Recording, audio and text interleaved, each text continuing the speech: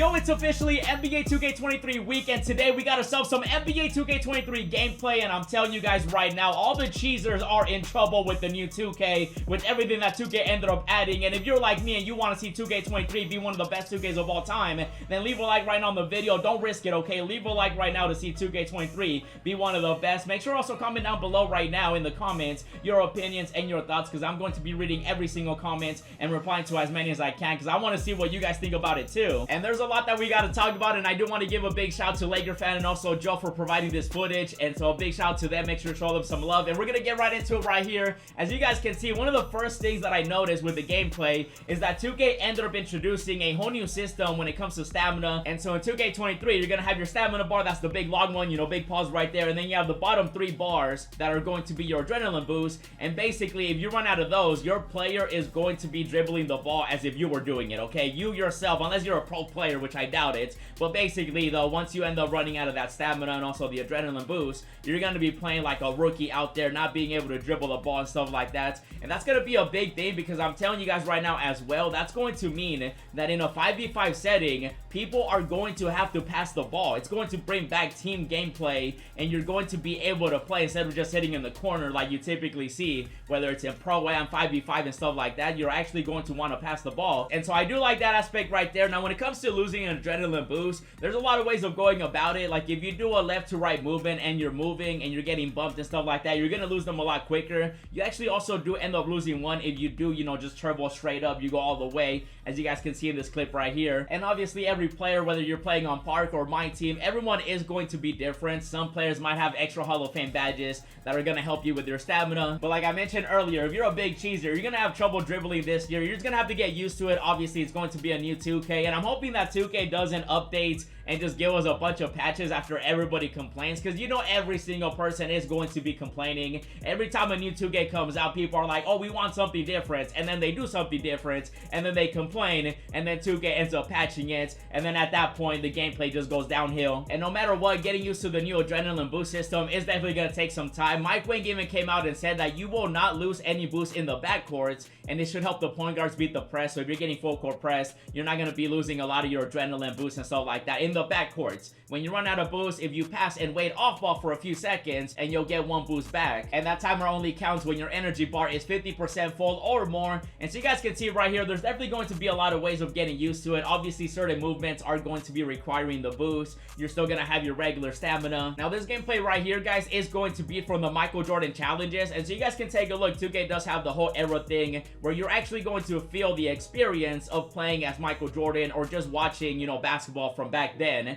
And so you guys can see they do have a filter on. Now the good thing is you can actually take it off or keep it on depending how you want to play, you know, the challenges and stuff like that. So I do like that idea. The small things like that, I feel like just in general are very good for any 2K. And 2K has already come out and said that they ended up adding a lot of quality of life improvements. And so for example, again, the filter, you can turn it on or off depending how you want to play. They do also keep track of any nice little, you know, agendas that you might have. For example, in this challenge, you have to win the game, score 16 points, grab 9 rebounds, and it even tells you how many points and rebounds you already have. And also they have that thing where if you quit, you have an option of having a rematch. You got instant replay still there, the settings, options, camera, you know, game stats, and so on. And 2K wasn't kidding. They're actually going to give us that experience of playing as Michael Jordan back in the day. Look at young MJ right here, man, the young goats. Oh my goodness, bro. He still got some hair on his head, you know, not bald yet. And so you're going to be able to experience everything that Michael Jordan went through in his career. And if you want to have the full experience, you keep the filter on, and if you don't, you just take it off and enjoy the game the way you want to play it. And something else that 2K did end up adding for 2K23 is actually the delayed green animation. And so no longer are you going to see the green animation pop up as soon as you release the shot. It's gonna be until it goes through the rim.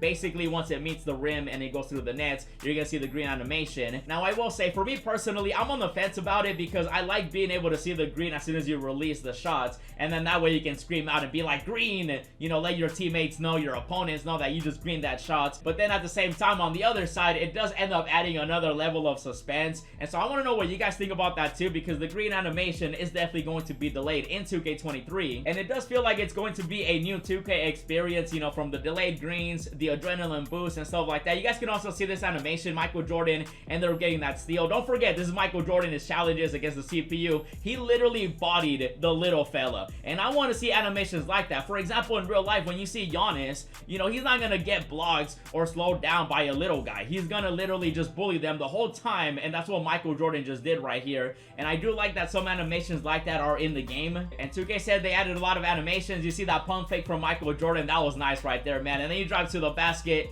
You know, you guys can see, again, it's Michael Jordan. These are challenges. This is not like on Hall of Fame or anything like that, so don't get it twisted. Obviously, it does look like drivers are definitely gonna have a better experience when it comes to this year's 2K compared to previous 2Ks, where we had the play shots and the people that just created dribble gods and so on. So it definitely does feel like it's going to be a different experience. But then again, that's up to 2K to decide that, because they're still going to be patching the game. And something else that I did notice in the gameplay is the fact that 2K ended up changing the dunk meter. And so instead of having that big circle that popped up in 2K22 where it would literally cover half your player half the time, you can actually see your player. You can see the meter because now it's smaller. It kind of looks like you're shooting. It's just a regular meter. And I do like that one a lot more than the one that we saw in 2K22, because again, in that 2K, you had this big circle that would appear. Sometimes it'd be on the left side, on the right side. It would cover your player, and it would definitely be a lot harder to time.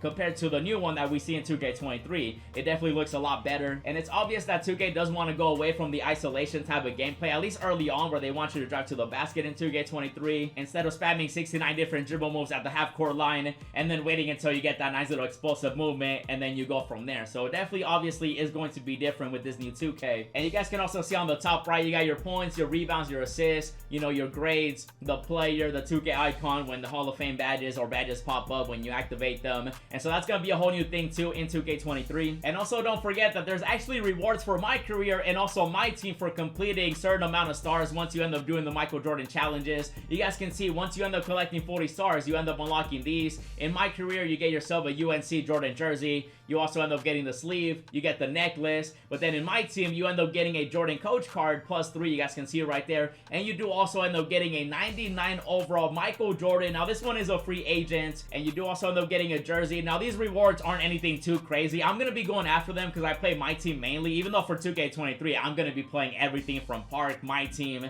the Jordan challenges, my NBA, all the arrows and stuff like that. There's going to be so much to do in 2K23. Like 2K actually went all in with this 2K, and I already know that a lot of people are going to be complaining about these rewards. Obviously they're nothing too crazy, but you also got to keep in mind that this is going to be the Michael Jordan challenges, and so if you play it, you're mainly going for the Michael Jordan experience, and then you get a couple rewards here and there. Nothing too crazy. Again, obviously 2K definitely could have made them better, and I do wish they would have been better, but at the same time, again, it's just going to be the Michael Jordan challenges. We're going to be getting seasons every 6 weeks too, and so we're going to be continuously getting new rewards every single season on top of everything else. But these are the rewards that you do end up getting for collecting 40 stars. Basically, it's the challenges that you guys saw earlier. 2K keeps track of them now. It tells you how many points you got, rebounds, and everything that you need to know about the challenge. And remember, guys, this gameplay is from the Jordan challenges. Once we actually end up playing my park, my career, my team, pro-am, and all the other game modes that 2K is adding, we're still going to be feeling that difference when it comes to the gameplay, especially if you're playing 3v3, maybe you're doing 1v1, maybe you're doing 5v5. It really just depends. So just make sure that you do keep in mind if you do end up seeing certain shots going in. And if you've been playing 2K for a while, you know that we're going to be getting at least a couple patches early on,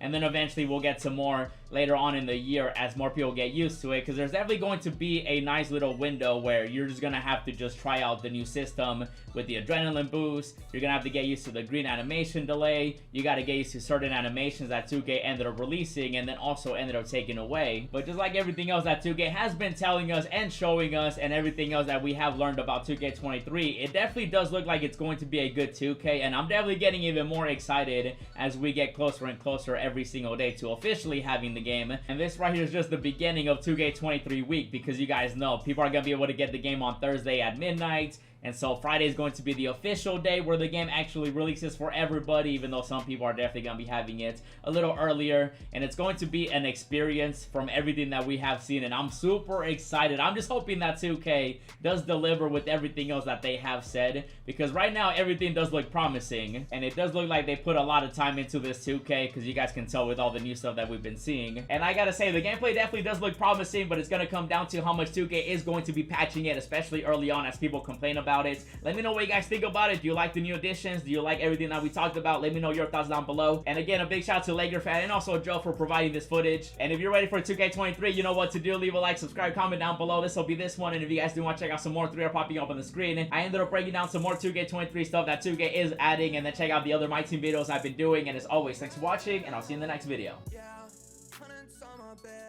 Texting with the bill, roses in my wallet, and I'm flexing it for real. Racks and racks and racks, I look like rookie of the year.